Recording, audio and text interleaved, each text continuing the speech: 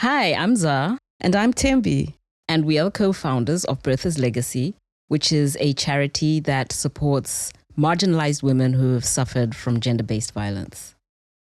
What we're aiming to do with our podcast is to talk about the complexities of gender-based violence through a cultural lens.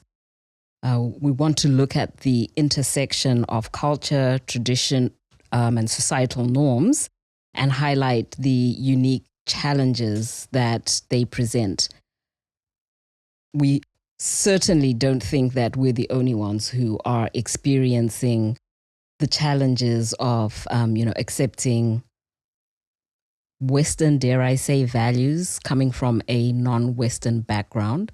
And so we thought, let's take this opportunity to see if there's a community out there, speak to the community out there, share our experiences, learn from each other as well, create a space where we can have these conversations about the clashes that we experience as we are navigating through this support of gender-based violence survivors. So this is our pilot episode. Welcome. We are hopefully going to cover a lot of ground. We just want to answer some of the fundamental questions that we frequently get asked so that you can understand a little bit more about what our organization stands for and what it is that we are trying to accomplish. So we're just going to get right into it. Well, right before we get right into it, may I also say, just disclaimer, the things we cover in our podcast, the things that we're going to talk about are our views.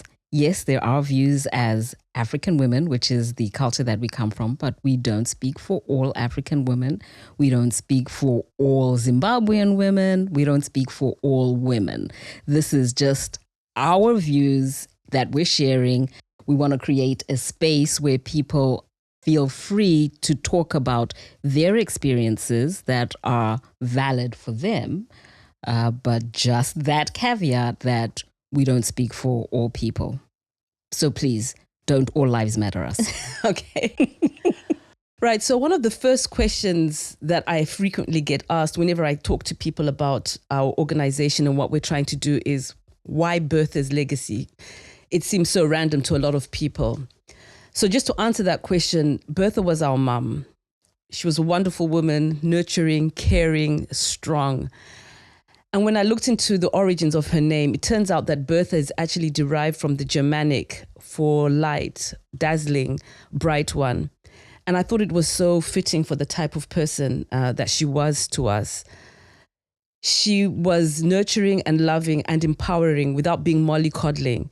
So thinking of her in that light, we thought that that's a wonderful legacy that we want to bring forth. And so that's the nature of the work that we're trying to do, trying to replicate that feeling that we got from a wonderful woman and the work that she did building us up as women as well. So that's where Bertha came from. I think a lot of families have that matriarchal figure. There are a lot of traditions that can relate to Big Mama, the auntie, she's the one who you go to for advice. She's the one who you go to for comfort. She's the one who you go to for assistance. Heavy on the not mollycoddling.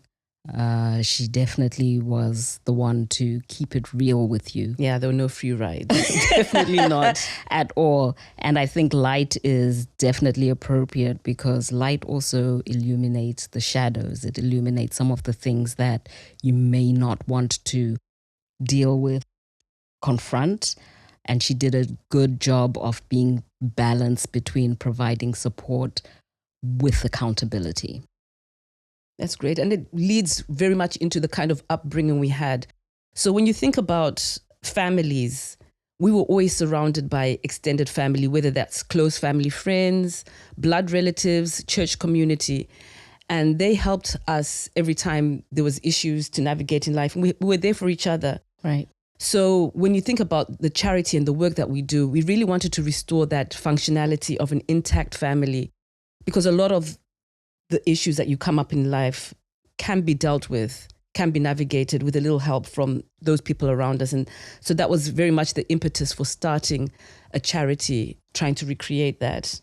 I definitely agree with that. There's you all often say that the charity should be functioning like a family. You know, there's dysfunction in family, and we help bring each other back. We gain synergies from interacting with each other, from each member playing their part. And so where we do have a little bit of dysfunction within the unit, with everybody playing their role, we're able to create harmony and to harmonize. And with this charity, specifically in the gender-based violence space, which we'll get into, we have the issues like this because not everybody is playing their role. And so we wanted to play a role in this discussion in restoring the family unit. Yeah. And as such, extending that into the communities that we live in. Let's get onto the real journey. What was the trigger? What actually got us moving and saying, right, now we're starting up this charity? How did that come about for us?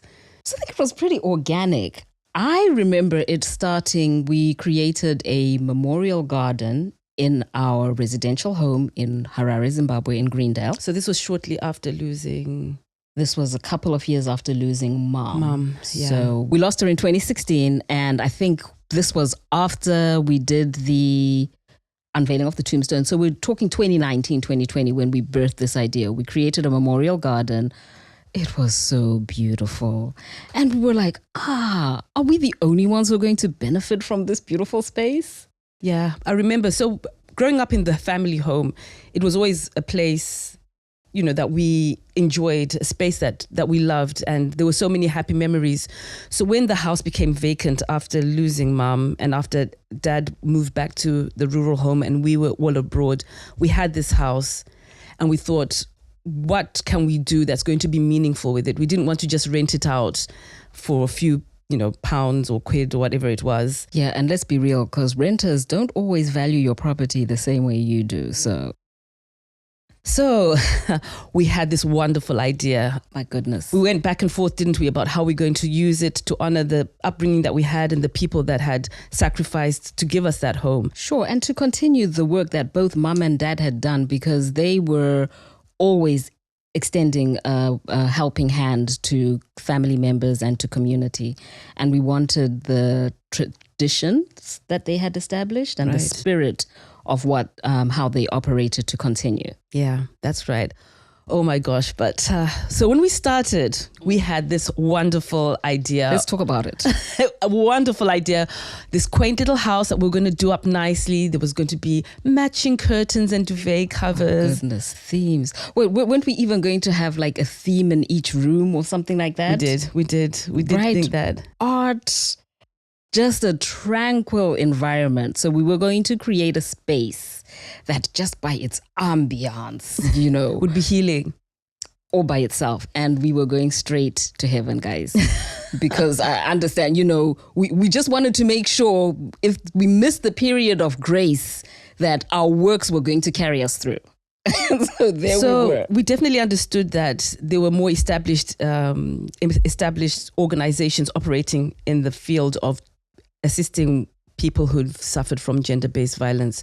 So we thought we'd go into collaboration, have sort of like a respite, halfway home type thing for people who are on their journey. 2-3 weeks maximum. Yeah, they don't need more than that. No, coming to the house, we had a counselor set up and it was just going to be a time of restoration, counseling, regrouping, and then they'll move on to the next stage in life. We even had a little activity room if they had children where they could play games while mom gets her act together, has a bit of counseling and goes forward. But yep, we're going to do jigsaws and little books and just a nice activity center.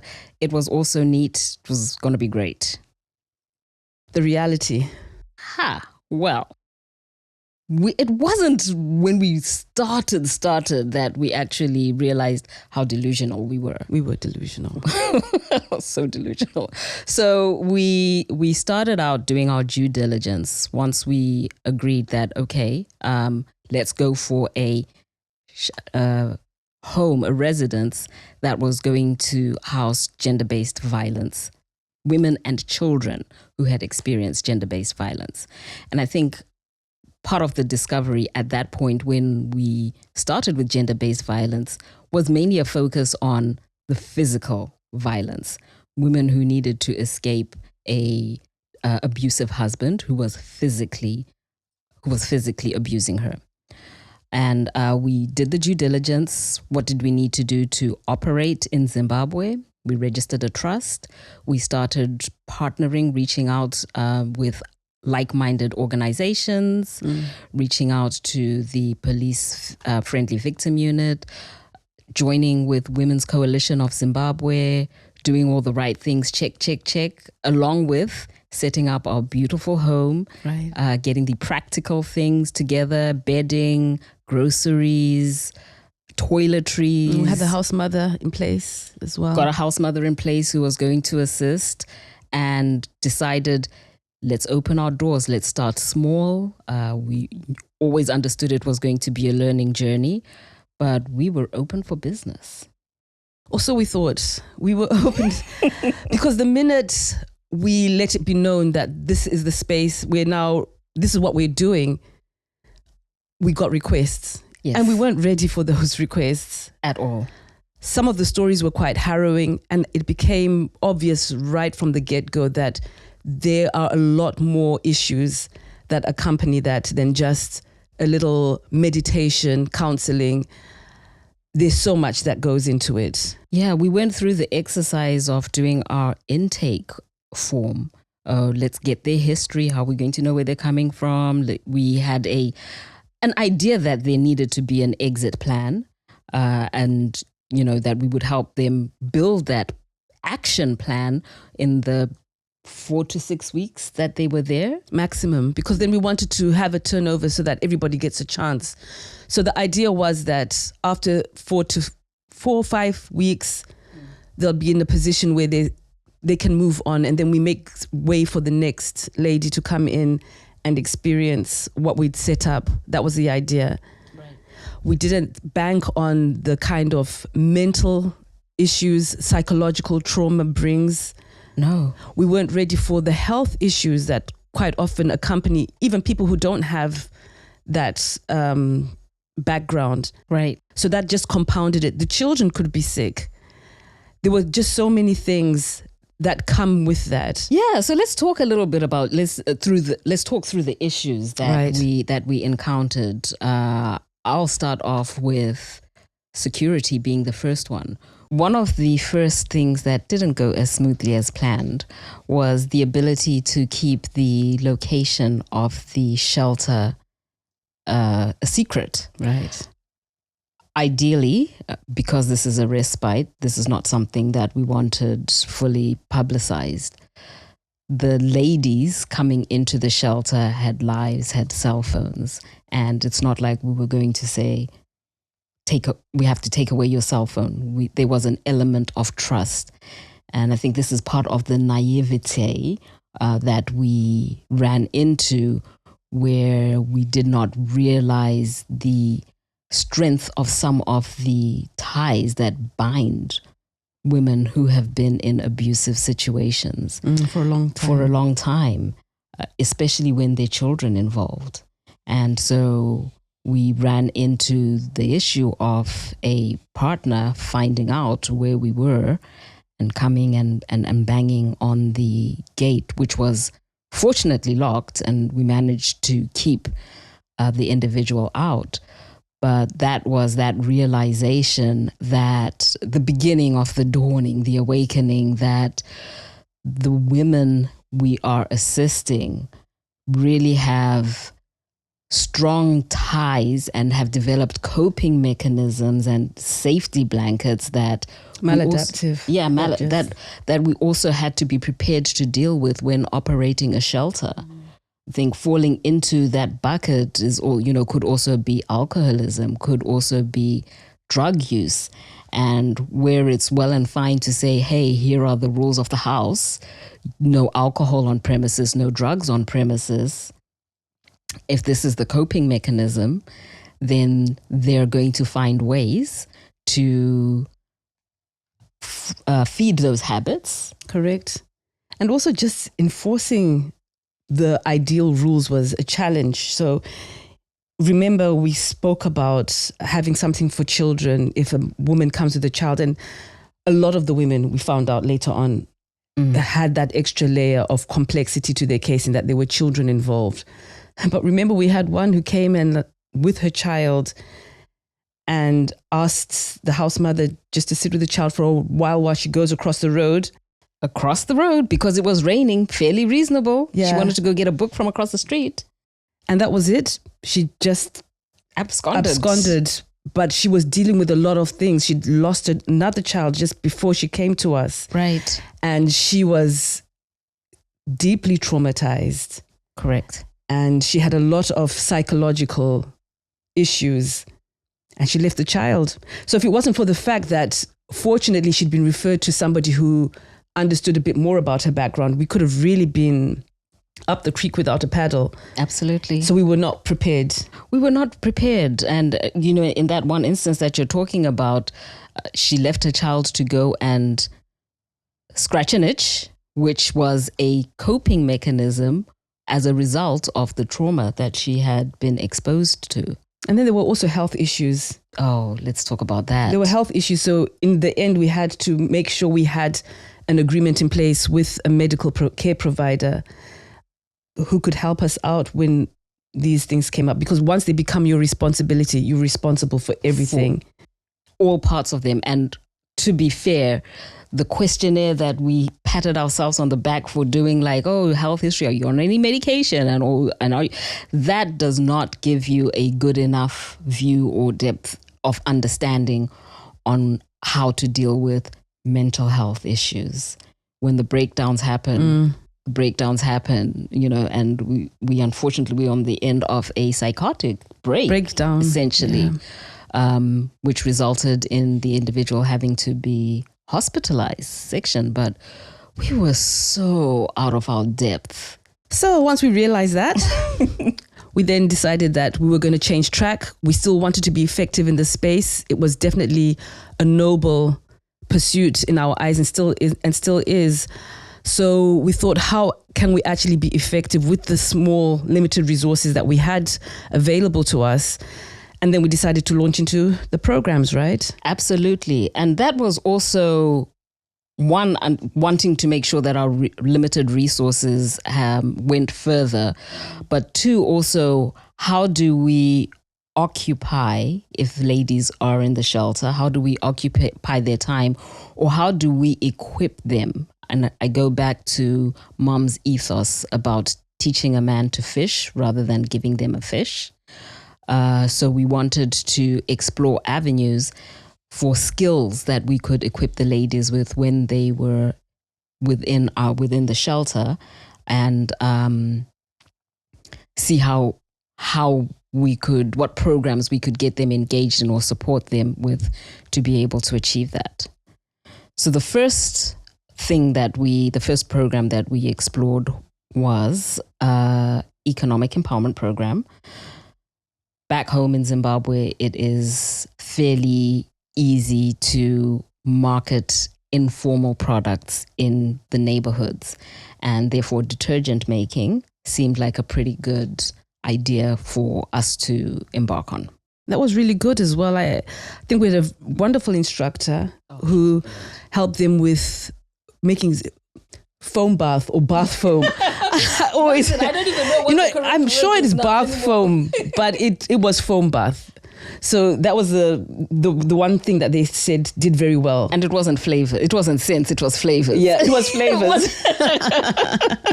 So there was the bath foam, the detergent, which they were showed. In fact, it was quite a complete package, wasn't it? Sure. They were taught how to market, how to think about marketing, branding on a low level, nothing really out of this world. Financial literacy, understanding business expenses and cost versus profit. Absolutely.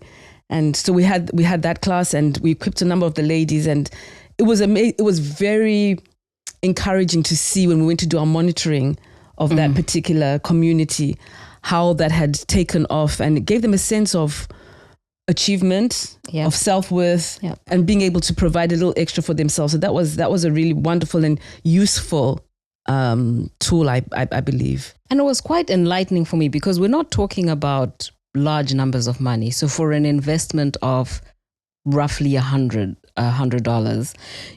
the ladies were able to build a batch of product for which they could sell for maybe $15, $20 profit, and then subsequent batches would cost $40 for $40 to make the batch, which they can then sell for $65 to $70. So for each batch of 40 liters product that was being made, there's an average profit of 15, 20. Which is something. Like you say, for us, neither here nor there, but for them, that's bread money. That's, a lot of things that they no longer have to rely on other people for, which made a big material difference in their lives. Yep. That was encouraging. That was good. Yeah, it was amazing. Oh, shall we talk about the safety awareness? Because as we were reaching out to partner networks, we found a partner who had offered to do self-defense training for free for ladies who were in the shelter or who had experienced gender-based violence. Great idea, wasn't it? Oh, this was fabulous. Fantastic idea. And so obviously, given our background and our upbringing, the church has always been a wonderful part of our extended family, as it were. Sure. I remember when our grandfather passed away, the first experience we had of losing a close family member. And I think we were teenagers. We were quite young teenagers, maybe 13, 14. Yeah. And he passed away in our home. And I remember the ladies from the church just descending on our residence, a pot set up there. Everybody just knew what to do. And we learned so much in that moment. It was like Santa and his little helpers just coming in and setting up a Christmas factory. Absolutely. Churning out presents on Christmas morning. So that was such an education for me to see how we deal with death in our culture and how we're there for each other. And it really stuck with me. So obviously it stands to reason now we're starting this new venture. The church has got its hall that it's regularly lets out. We thought, wonderful, we've got a place to start. Going back to our roots. We've got a ready-made audience. Considering limited resources, we can utilize the church hall potentially for a nominal fee, if not for free. Yep. So first of all, we went to the father, the priest, and rightly so, he directed us to the leader of ladies ministry. So there's a way we do things in our culture. You don't just go straight to dad. Right. You got to follow protocol. You follow protocol. So we went to the ladies ministry, and it was then their duty to inform the head of the church that this is what we were going to do. And everybody loved the idea. It was a great conceptual idea. However, the concerns were raised. And do you want to go for it? So the concern was, now, are we encouraging women? Are we weaponizing our women to fight their men in the house? Because that is not the done thing. A good woman doesn't fight her husband, doesn't have a response to a slap or to a rebuke or to chastisement. And we were bamboozled because we weren't expecting that. Blown away. So blown away because we didn't understand how our simple effort to give women back the power that they've lost through being undermined or physically overpowered, we didn't understand how restoring that would equate to disrespect, not being a good Christian African wife. And this is probably a topic for another day, but there is a sense that female independence is a challenge to masculinity. Don't know where that came from. I don't understand why the thought to some people, not speaking, in generalities, but to a lot of people, the thought of an independent woman automatically means an emasculated male. And that could not be further from the truth. I definitely think that's something. Yeah, we do need to talk about that at a later date, because I think it's integral to a lot of the issues that give rise to domestic violence. I've spoken to some guys this is the most enlightened I've got, and I'd love to hear from men. I'd love to hear from everybody really as to how we get to this point.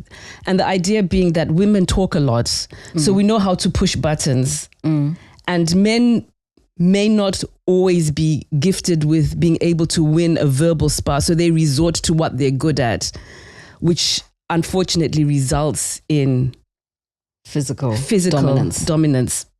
It's just an idea that was put out there as an expression of masculinity. There you go. But then these are issues we need to talk about and resolve. Sure. I personally feel both sides of the equation need to be talked about. So equally, women, we do need to be educated on how to use our words, because we sometimes can push buttons. We know what we're doing, so how to have responsible conversations, how to have respectful conversations, and how to communicate with our counterparts in a constructive manner. There is an onus for us as women to hold each other accountable and, help each other express ourselves better.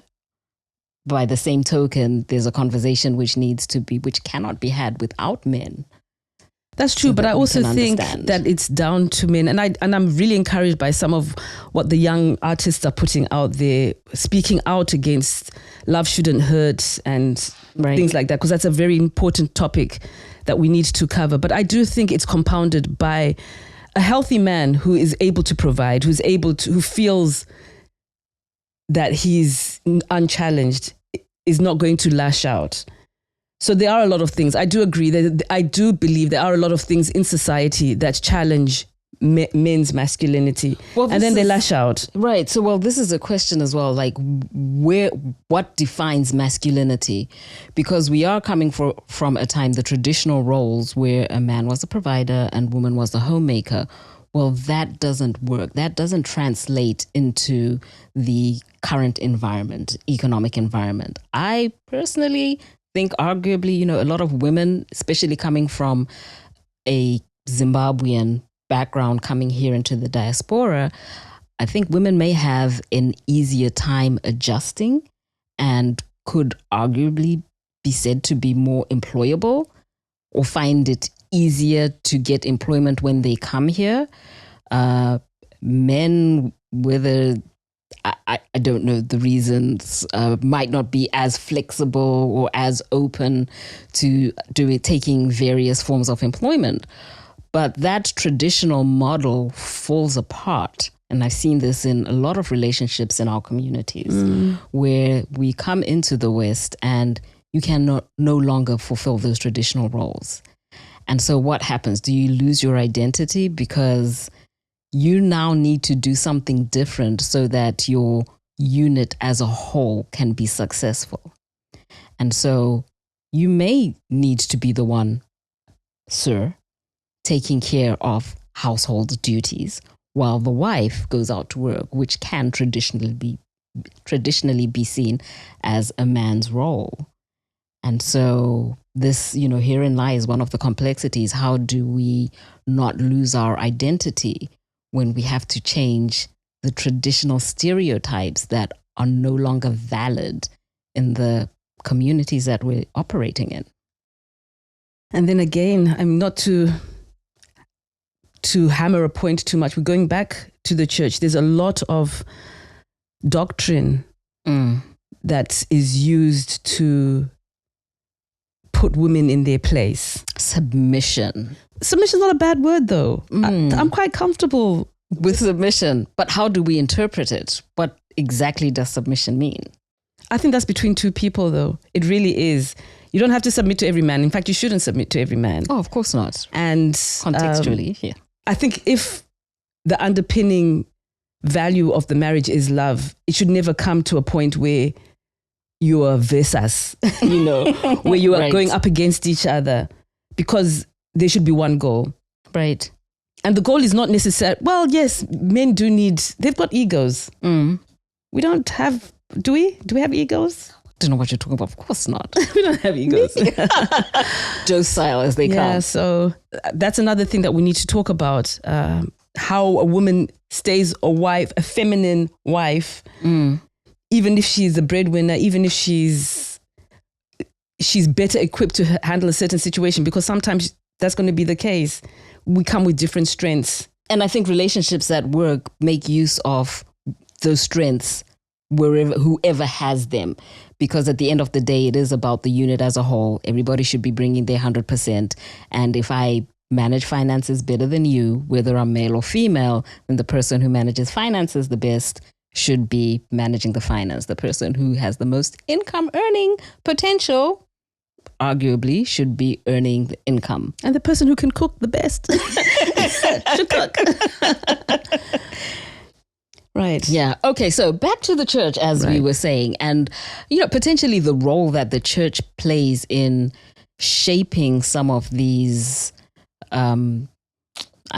stereotypes, shaping some of these thoughts, perpetuating some of these, what I can think, are harmful traditions, back to our Mothers Union. Is that organization just about teaching good housekeeping, sewing, how to keep a peaceful home, but not empowering women to understand that, they have an equal say? Again, I think we go back to this whole idea of submission. And, where does control start? Where does control end? I shared with you a clip recently of a pastor preaching a sermon talking about the man being the sun and the woman being the moon, and how we have an eclipse when the moon passes in front of the sun. And part of the challenges that we're having in society, and it's not a literal quote, but basically he was saying we have an issue with darkness because women are assuming the role of men in the household. And this is creating a lot of problems. Men are supposed to control their women, how they dress, how they spend their time. And men are failing to be men in relationships. And this is why we're having a lot of issues in the church. In the world, excuse me. So how, when you're thinking about gender-based violence and the places that women experiencing that in our communities should be going to for refuge, are perpetuating this narrative that, yes, your man should be telling you what to do. Yes, that's the man's right. And you, by not following that, are out of order. It's crazy. And, sorry, not speaking for all churches. This preaching is not happening in all churches. However, it's not uncommon. It's not uncommon, but I also think we do have that tendency to cherry pick. We do it. We do that with any scripture. Like, honor your mother and father when we want our kids to fall in line. But there's also scripture that will say, don't provoke your children to anger.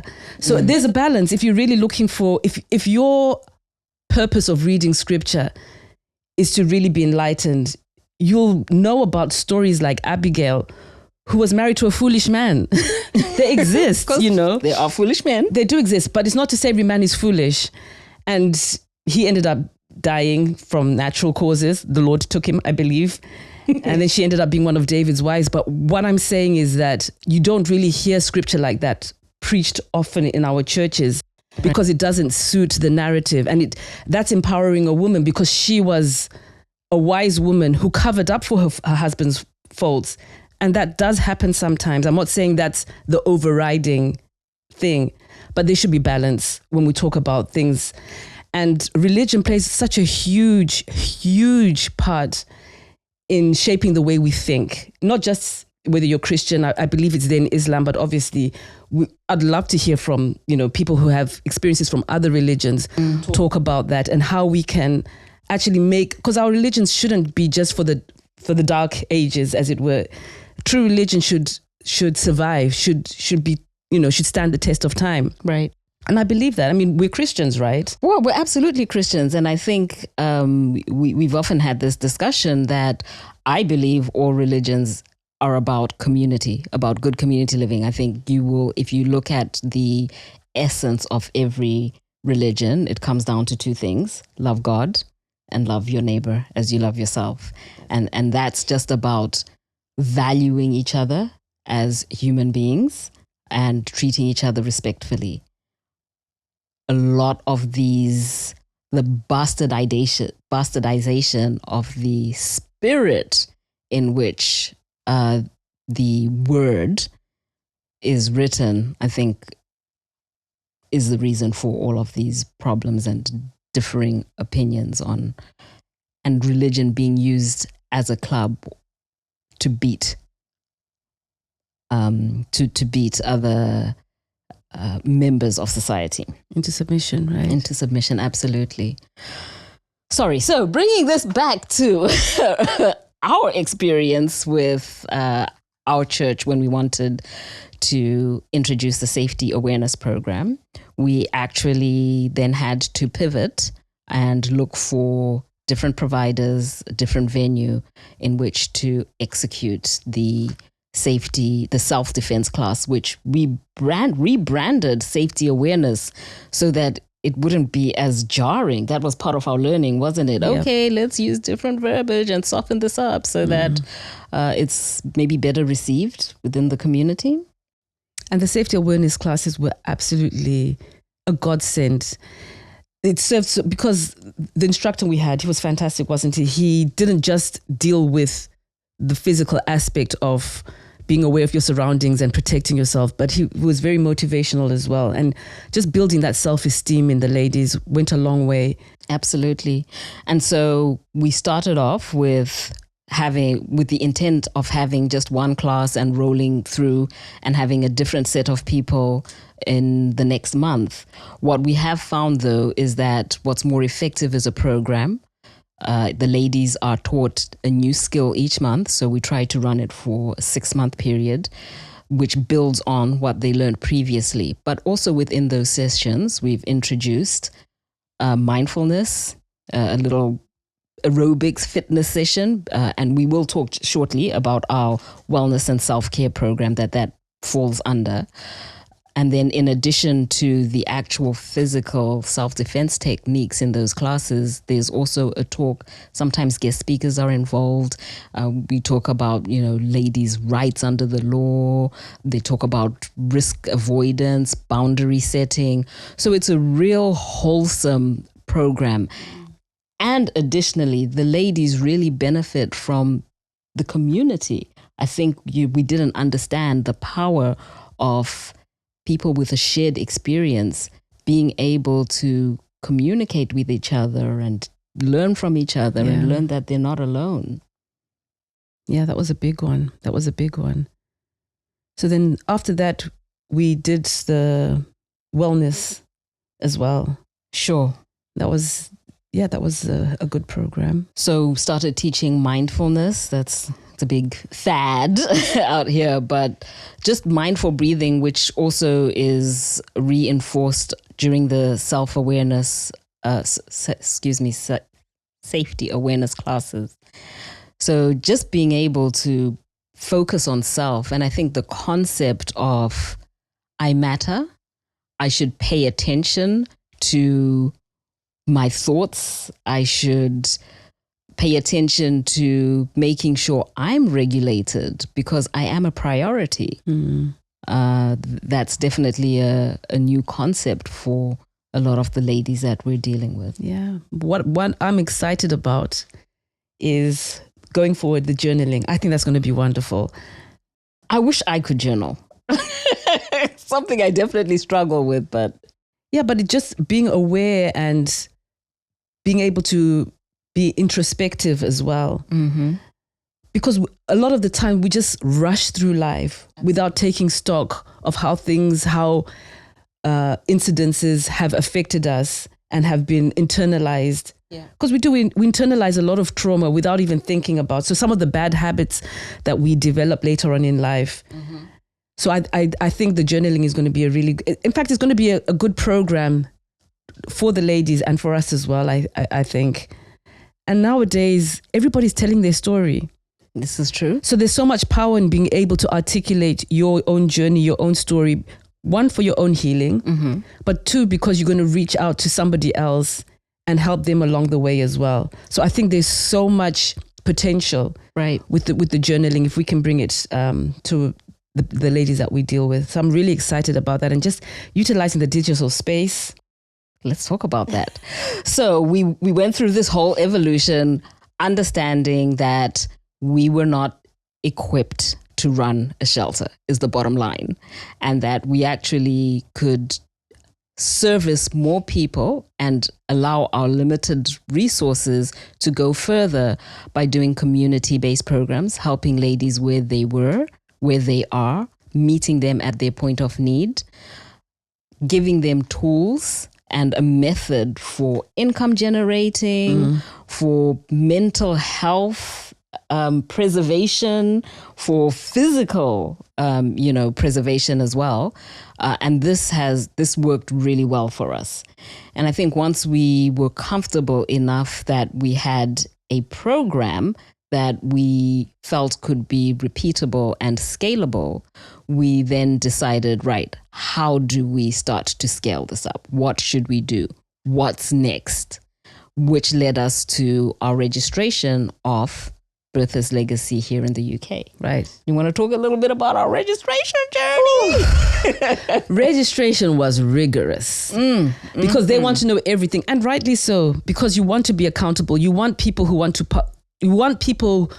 are interested in partnering with you or donating to your cause to be assured that you're about that you're bona fide. About it. Yeah, that we're bona fide. So the process itself, they want to know everything. Right, because it's not just enough that you want to do a good deed.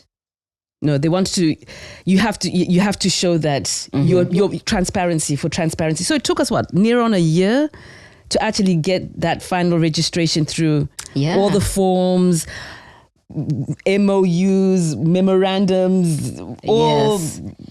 And understanding, I think that process really helped us crystallize who is it that we're trying to help. Because going into the arena of need, right, there are so many competing needs. That's true. Why only women? What about children? What about men? Gender-based violence is experienced by both sexes. Who is it that we're actually trying to target? And why? Right. Is it right? And so for us, that was also, we had to ask ourselves some hard and fast questions about who is it we're trying to service, and, are we comfortable excluding groups of people at this point based on what it was that we were able to do. And so that is how we wound up with, listen, we have experience with non-Western society. Yeah. And there are a lot of commonalities between different communities who, when we look at the landscape of gender-based violence here in the UK, which is a community we live in and we want to start servicing, how do we leverage all the experience that we've had in Zimbabwe, in our operations in Zimbabwe, and translate that into the communities where we're living in here? And it was also about realizing that while there's so many services available, I mean, charity in this in the UK is so well organized and serviced. While there's so much for victims of domestic or / gender-based violence, there are still people who fall outside, who don't have access because of their circumstances. So they could be isolated for cultural reasons. They'll never get access. They could be here for legal reasons. They might not be within the system. So if you're an asylum seeker, and you're probably even more vulnerable to being abused because you don't have that layer of protection, there should be a voice. So it's right now we would like to reach those communities. Those are the people we're actually thinking about more. Not because we don't care about everyone else. We'd love to, but we know everybody else is really taken care of. Right. But there's that again, niche. the ones in the shadows, right, who get overlooked, who have a need. So, right, those communities that the barriers that to accessing services that maybe we are actually in a position to understand, because going right back to how do you define gender-based violence? because in a lot of our communities, there's an element of acceptance and normalcy to the things which are termed gender-based violence. For example, marital rape. Oh, yeah, let's not get into we're not going to get it. We're not going to get into it now, but just as an example, Absolutely. because somebody could be experiencing that, but doesn't see it as a problem because we have been socialized to accept that role as a woman. And again, whether it's religion, whether it's society, you believe that there is no such thing, that sex is a man's right in a marriage, and that a woman has no place to withhold the goods from her husband. Like, it's mind-blowing to think how many countries that is actually not legally a thing. Yeah. So we're not going to get into it right now, but there was just an example of why we thought we'd like to deal with people who are on the fringes when we know that it's such a widespread issue. Right. Because we accept that a lot of people will have access. The minute somebody even looks at you the wrong way, most of us will be able to find justice. We know where to go to. We have access, but there are people who don't, and they suffer in silence. Right. And so the vision, which may be just as naive as what we thought we were doing when we were starting with a shelter, the vision is really to be able to speak to those communities and help also Western cultures identify some of the signs of domestic violence, gender-based violence, those definitions, so that they can extend or maybe just give them a little bit of understanding on why it's not such a black and white issue. Context is everything, isn't it? Oh my goodness. How many times have you heard like, she's stupid, why did she stay? Oh my goodness. Yeah. Can we get into our personal learnings? Can we talk about that for just a little a little while? Because I like to think that, I'm a modern girl. I'm open-minded. I'm non-judgmental. I'm a good Christian woman. And yet on this journey, I have had to check myself. For real. Because I'm a little bit judgmental.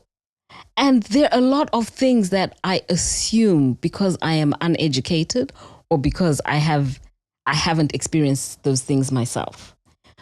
Point in case, family member with what we'd call risque behaviors, drinking a lot, seemingly really highly sociable, and me judging that, oh my goodness, what a little, wow. Yeah. Come to find out that from the public domain, that she was sexually assaulted. And wow, shame on me for not realizing that some of these behaviors that I had immediately categorized as, possibly promiscuous or something, were actually as a result of a trauma. Yeah, maladaptive coping mechanisms that Yeah, and again, the number of family members, when we talk about what it is that we're trying to do with the charity, that say, oh yeah, I was in that situation. Wait, what? When? And how did I not know this? But then also taking on board that, of course, gender-based violence is it's not a one-size-fits all. Sure. But specifically when it occurs within families, there's a lot of shame attached to it. There's a lot of hiding. There's a lot of covering up because mistakenly well, maybe not. I don't know whether it's mistaken or not because you don't want to shame the family. Right. And the person who is shaming the family is the one who has been vulnerable, who really deserve to be protected. Absolutely. So, yeah. It's really humbling to realize that you got it wrong, and to adjust from the knee-jerk behaviors to maybe try and unlearn some of the sometimes cultural things that have been drummed into us and be open-minded and to consider others with the same grace that we would potentially want to be afforded. So it's definitely been a good it's been an eye-opening and a learning journey for me as well, trying to navigate in this space. It's very challenging. And I think the challenge, which I'd like to put to all people all viewers really, is what would you do if you suspected somebody that you care about is in that situation? I think we all have an idea. It's almost like when you're in an accident. When you're actually in an accident, things play out so differently from what you think. How many times do we do that? If that was me, even, conversation. You get hit. I mean, I remember we had like a small thing, which thank God didn't result in any major injury. But it's not what you think it is. No. So you're looking at, you could actually be living with someone. You could be talking to someone every single day who is going through something and not even be aware.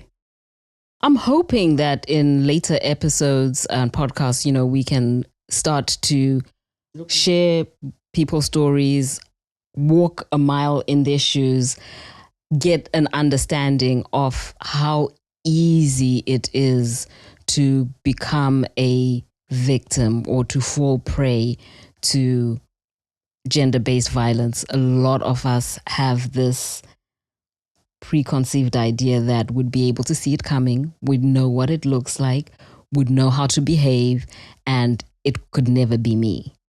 But the flip side of that, I wonder, is do the perpetrators even see themselves as the villains in this story?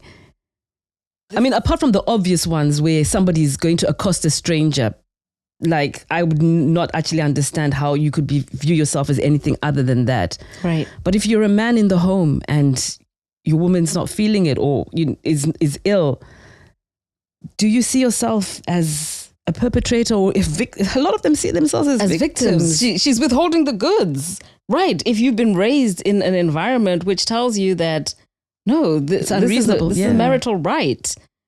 Take it. It's yours. You don't have to ask for it. It's on demand. So I think it's something that everybody needs to think about. We definitely, I think it's something that we should be open-minded about. And as we mentioned at the beginning, this is hopefully a space where we can hear different points of view, where we can become enlightened, where we can get a little bit of understanding, and then where we can develop the patience. And again, I think I've said it, grace, deal with each other with grace, because you don't know until you're in that situation. And again, the other thing I believe is that it's not necessarily our backward traditions, as it were, because there are a lot of people who come from traditional backgrounds who've navigated it, just like that. Yep. Where it hasn't been an issue. Right. Where the man can see, in order for this as a family unit to survive, I need to do this while she does that. And that's not an issue. So it's really asking, it's the individuals that need to ask themselves, how come I'm using this as a reason, right, when the next person doesn't necessarily have to. And again, I know we're focusing a lot on domestic because there's different types. It's not always in the home, is it? No, it's not always in the home, and it's not always physical. No. And, it's not always about sexual. There is economic abuse, which is a very real thing, which we don't necessarily talk about or focus. I know when we started this journey, personally for me, I equated gender-based violence with domestic violence. And it definitely has been an education to understand there's a whole range, there are all other categories, which is also why we extended our programs to deal with those other areas as we became aware of them. And also victims of gender-based violence, collateral damage, children. Wow. Can we talk about the children for a little bit? Because that was one of the areas that I just underestimated the impact of what gender-based violence can do.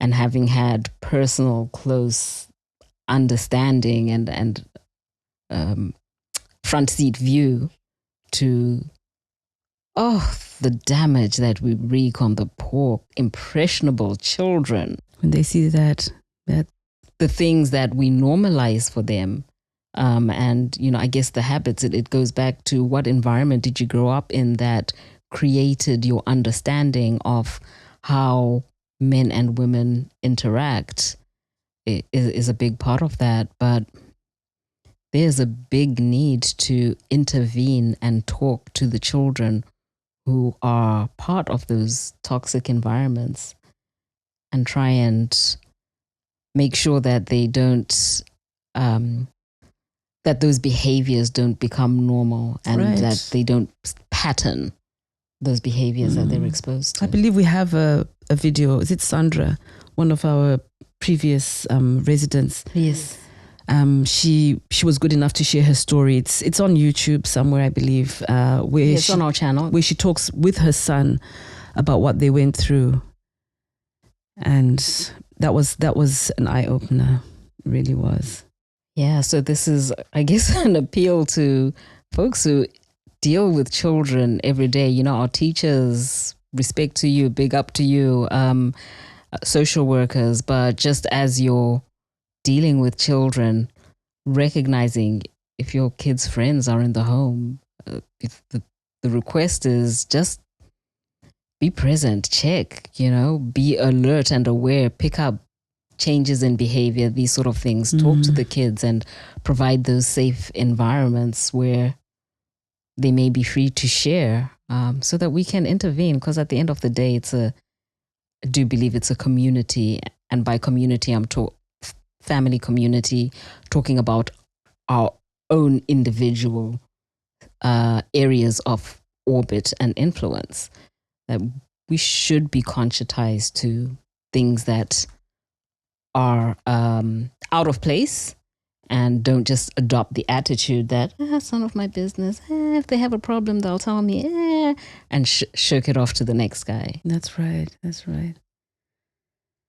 One thing we haven't spoken about is our volunteers who have helped us because we just started off, the two of us. Yes. And there's absolutely no way we would have been able to get to the point where we are with our wonderful website, with everything on social media that we've managed to achieve, right, without mentioning the volunteers who've joined us on the way.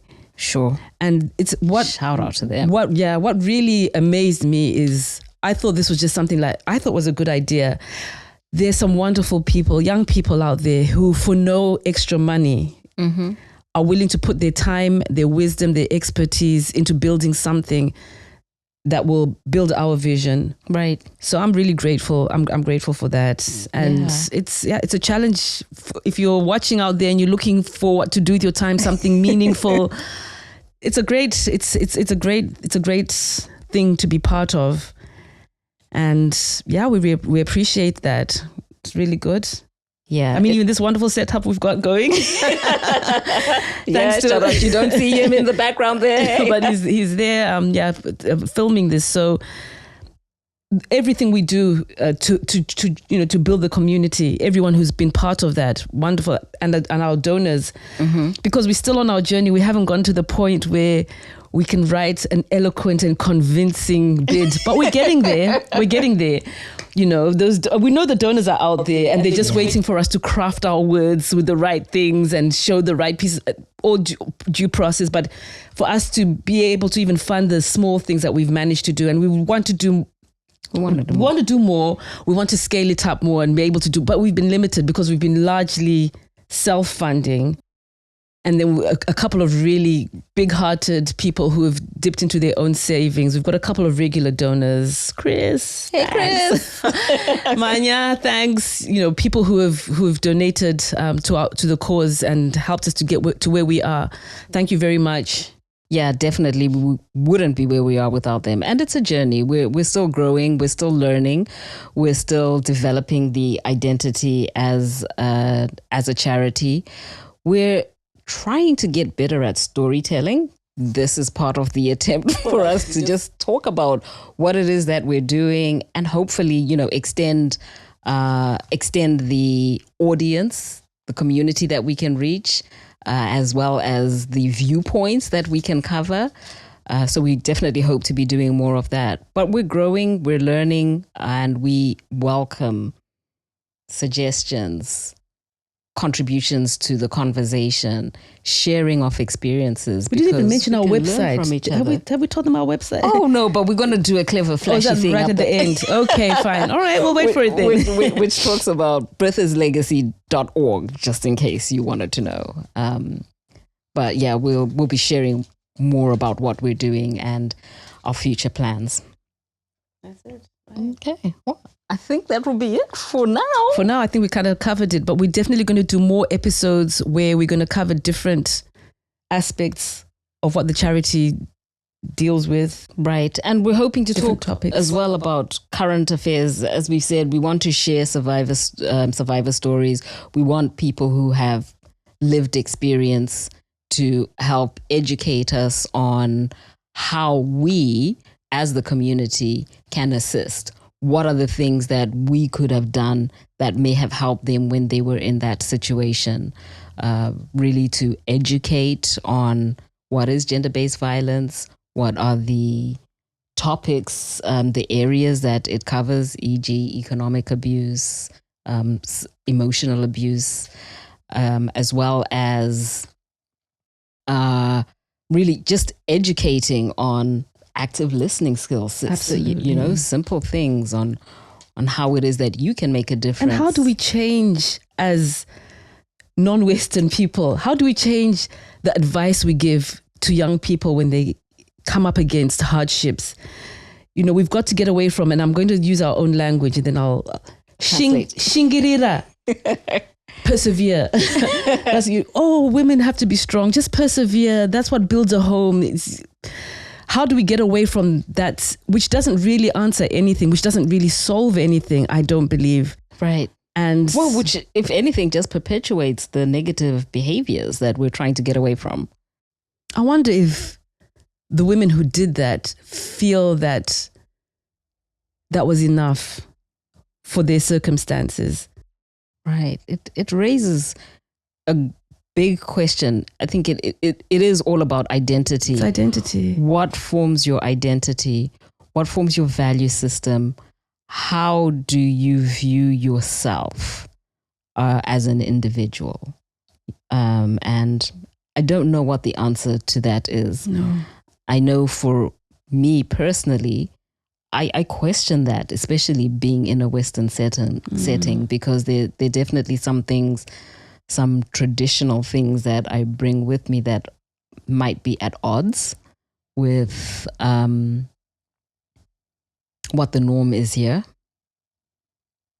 I don't know whether that is detrimental or not, or what that right cross can be. Yeah, but we'll talk about it. We'll talk about that. Yeah.